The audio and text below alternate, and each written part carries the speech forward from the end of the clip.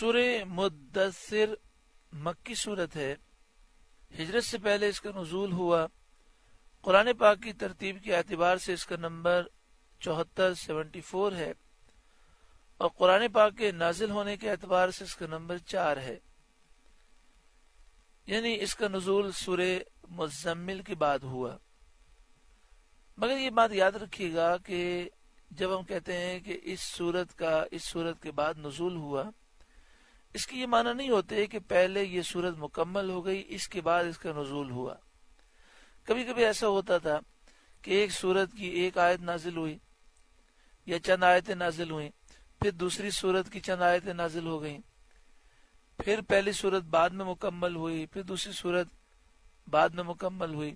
اور کبھی ایسا ہوتا کہ دوسری سورت پہلے مکمل ہو جاتی، پہلی سورت بعد میں مکمل ہوتی. جیسا کہ بعض مفسرین کہتے ہیں کہ سورہ مزمل کے 2 رکوع ہیں. پہلا رکوع ہجرت سے پہلے نازل ہوا اور دوسرا رکوع ہجرت کے بعد نازل ہوا. قرآن پاک کے نزول کے اعتبار سے سورہ مدثر کا نمبر 4 ہے.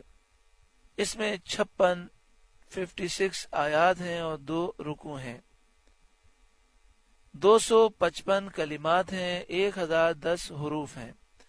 بسم اللہ الرحمن الرحیم. اللہ کے نام سے شروع جو نہایت مہربان رحم والا. یا ایھا المدثر، اے بالا پوش اوڑھنے والے.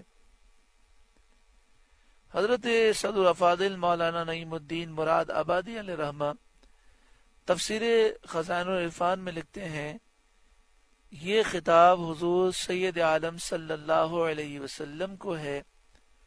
شان نزول حضرت جابر رضی اللہ تعالیٰ عنہ سے مروی ہے، سید عالم صلی اللہ علیہ وآلہ وسلم نے فرمایا، میں کوہ حرا پر تھا کہ مجھے ندا کی گئی، یا محمد انک رسول اللہ، اے محمد بے شک آپ اللہ کے رسول ہیں.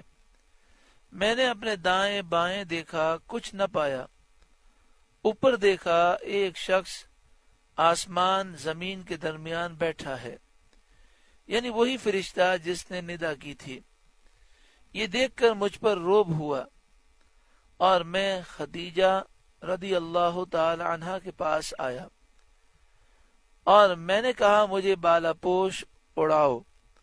انہوں نے اڑا دیا تو جبریل آئے اور انہوں نے کہا، یا ایھا المدثر، اے بالا پوش اوڑھنے والے.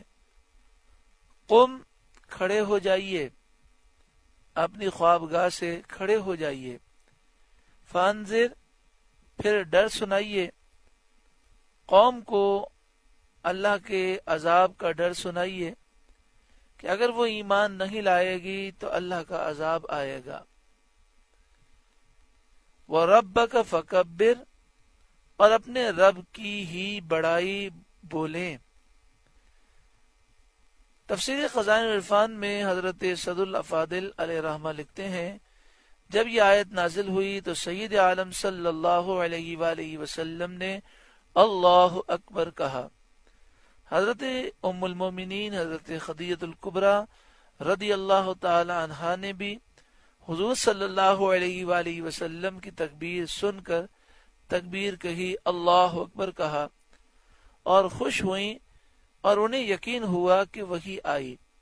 وَثِيَابَكَ فَطَهِّرْ، اور اپنے کپڑے پاک رکھیے، یعنی اپنے کپڑے ہر طرح کی ناپاکی نجاست سے پاک رکھیں، کیونکہ نماز کے لیے طہارت پاکی ضروری ہے اور نماز کے علاوہ اور حالتوں میں بھی کپڑے پاک رکھنا بہتر ہے.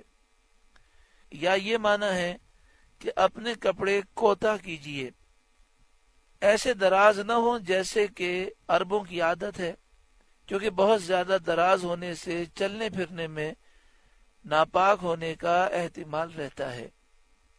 یعنی فرماتے ہیں کہ اس کا ایک معنی یہ بھی ہے کہ اپنے کپڑے دراز نہ کریں، جس طرح بعض لوگ متکبرین اس زمانے میں، زمانے جاہلیت میں یہ ہوتا کہ وہ اپنا تہبند 2 میٹر تک نیچے اس طرح رکھتے کہ وہ زمین پر گھسٹتا ہوا چلتا تو اس سے اس حصے کے ناپاک ہونے کا اندیشہ ہے.